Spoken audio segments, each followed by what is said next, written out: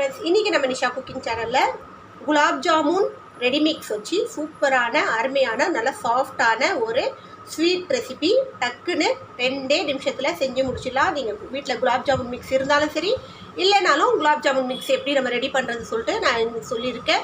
So எங்கள் video கம்ப்ளீட்டாக பாருங்கள், லைக் பண்ணுங்கள், ஷேர் பண்ணுங்கள், சப்ஸ்கிரைப் பண்ணுங்கள், பெல் பட்டன் பண்ணுங்கள், கமெண்ட் பண்ணுங்கள்.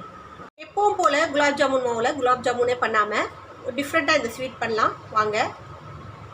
குலாப் ஜாமுன் ரெடி மிக்ஸ் இருக்கு இல்லைங்களா, அது எந்த பிராண்ட் வேணாலும் நீங்கள் எடுத்துக்கோங்க. இல்லை உங்களுக்கு வந்து நிறையா குலாப் ஜாமுன் மிக்ஸ் வீட்டில் செய்ய தெரியும்னா அதை கூட செஞ்சுக்கலாம். அதுக்கு வந்து நீங்கள் மைதா மாவு, கொஞ்சோண்டு பால் பவுட்ரு இதை எடுத்தாலே, கொஞ்சோண்டு லைட்டாக பேக்கிங் பவுட்ரு போட்டாலே நமக்கு வந்து குலாப் ஜாமுன் மிக்ஸ் ரெடி ஆகிடும். ஸோ இப்போ இதில்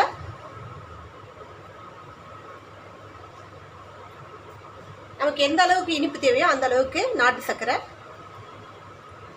ப்ரௌன் சுகரு, இதை நான் மிக்சியில் கொஞ்சம் அரைச்சிருக்கேன். ரொம்ப நைஸாக ஆக்குற மாதிரி மிக்சியில் நல்லா அரைச்சிருக்கேன்.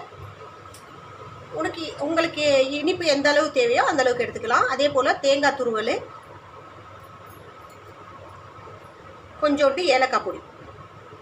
இப்போ இது எல்லாத்தையும் ஒன்றா மிக்ஸ் பண்ணிக்கலாம். நம்ம இந்த குலாப் ஜாமுன் ரெடி மிக்ஸோட இதை மிக்ஸ் பண்ணிக்கிறோம். ஸோ ரெடி மிக்ஸ் யூஸ் பண்ணி கூட இந்த ஸ்வீட் செய்யலாம். அப்படி இல்லைனா நீங்கள் வீட்டில் கூட இந்த மாதிரி குலாப் ஜாமுன் மிக்ஸு ரெடி பண்ணிக்கலாம். அதை நான் சொன்னேன் என்னென்னு சொல்லிட்டு. ஸோ மைதா வந்து 1 கப் எடுத்திங்கன்னா 1/2 கப் அளவுக்கு பால் பவுட்ரு, கொஞ்சோண்டு ஒரு 1/2 ஸ்பூன் அளவுக்கு பேக்கிங் பவுடர். இதுதான் இதோட ரெடி மிக்ஸோட ப்ரிப்ரேஷன். இது இருந்தாலே போதும், நீங்கள் வந்து குலாப் ஜாமுன் சூப்பராக வீட்டிலையே செஞ்சிடலாம். ஸோ அதை வந்து நம்ம பால் போட்டு மிக்ஸ் பண்ணி நல்லா பிசைஞ்சு குலாப் ஜாமுன் மிக்ஸ் ரெடி பண்ணலாம், குலாப் ஜாமுன் ரெடி பண்ணலாம். அதுக்கு பதிலாக நம்ம வந்து இந்த ரெடி மிக்ஸ் வச்சு கூட நம்ம பண்ணுறோம். ஸோ இது வந்து நான் குலாப் ஜாமுன் பண்ணலை. ஸோ இது ஒரு நல்ல ஒரு ஸ்வீட்டு, ஈஸியாக டக்குன்னு பண்ணி முடிச்சிடலாம். இப்போ எல்லாத்தையும் மிக்ஸ் பண்ணியாச்சு. இப்போ இதில் நம்ம கொஞ்சம் கொஞ்சமாக தண்ணியை ஊற்றி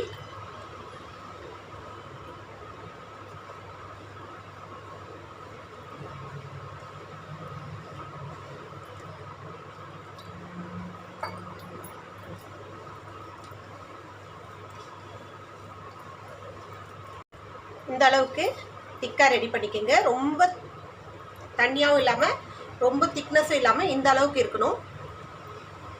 இது நம்ம இப்போ பிடிச்சி எண்ணெயில் போட்டு எடுத்தோன்னா நல்லா சுட சுட சூப்பராக டேஸ்ட்டாக இருக்கும். இந்த பணியாரம் மாட்டம் இருக்கும், நல்லா டேஸ்ட். அடுப்பில் எண்ணெய் கடையில் எண்ணெய் ஊற்றிட்டு எண்ணெய் நல்லா காஞ்சதும் இந்த மாதிரி பிடிச்சி விட்டுருங்க. நல்லா சூப்பராக இருக்கும், நல்லா டேஸ்ட்டாகவும் இருக்கும். இது வந்து நீங்கள் ஜீராவில் ஊற வைக்க தேவையில்லை, அப்படியே சுட சுட சாப்பிட்லாம், அருமையாக இருக்கும்.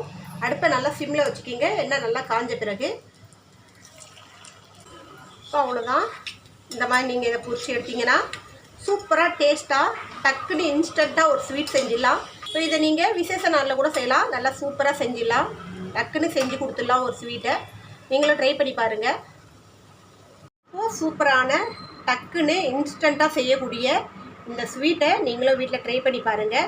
நல்லா அருமையாக நல்லா சாஃப்டாக இருக்கும், உள்ள வரைக்கும் நல்லா வெந்திருக்கும். அதே போல் ஹார்டாகவும் இருக்காது. நம்ம வந்து குலாப் ஜாமுன் செஞ்சு ஜீராவில் ஊற வச்சா தான் சாஃப்ட் ஆகும், பட் அது அப்படியே சாஃப்டாக இருக்கும். சாப்பிட்டு அவ்வளோ டேஸ்ட்டாகவும் இருக்கும். நம்ம தேங்காயெலாம் போட்டிருக்கிறதுனால அந்த டேஸ்ட் இன்னும் அந்த குலாப் ஜாமுனுடைய டேஸ்ட்டோட இந்த தேங்காய், நாட்டு சர்க்கரையெல்லாம் சேர்ந்து, ஏலக்காய் பொடியெல்லாம் சேர்ந்து நல்லா அல்டிமேட்டாக இருக்கும், சூப்பராக இருக்கும்.